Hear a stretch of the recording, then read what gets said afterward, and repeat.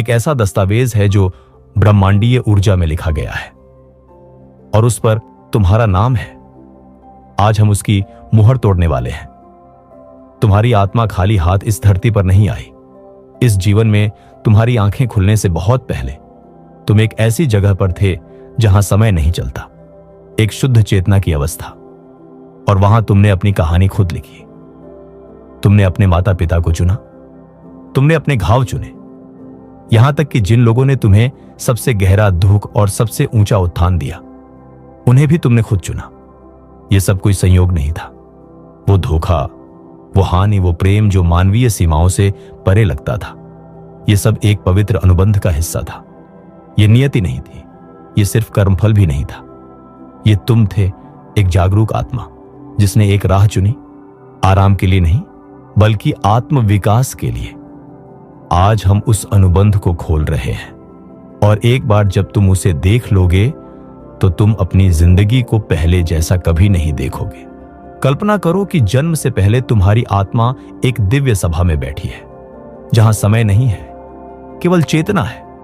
वहां तुमने इस जीवन का खाका तैयार किया। यही है आत्मा का अनुबंध, एक ऐसा पवित्र समझौता जिसे तुमने खुद अपने विकास के लिए चुना। आत्मिक अनुबंध का अर्थ है जन्म से पहले आत्मा द्वारा चुने गए अनुभव, रिश्ते और चुनौतियां।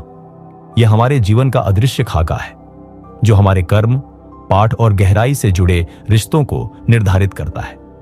वेदों और गूढ़ परंपराओं में जड़े संस्कृत ग्रंथों में इसे पूर्व संकल्प, संस्कार या प्रारब्ध के नाम से जाना जाता है। उपनिषदों में कहा गया है कि आत्मा जन्म लेने से पहले ही अपने उद्देश्य और कर्तव्य तय करती है। बौद्ध, ताओवादी और मिस्र की रहस्य परंपराओं में भी यही विचार मिलते हैं।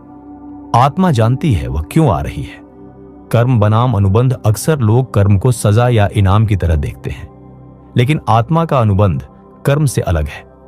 कर्म अतीत की क्रिया की प्रतिक्रिया है, जबकि अनुबंध एक सजग चुनाव है।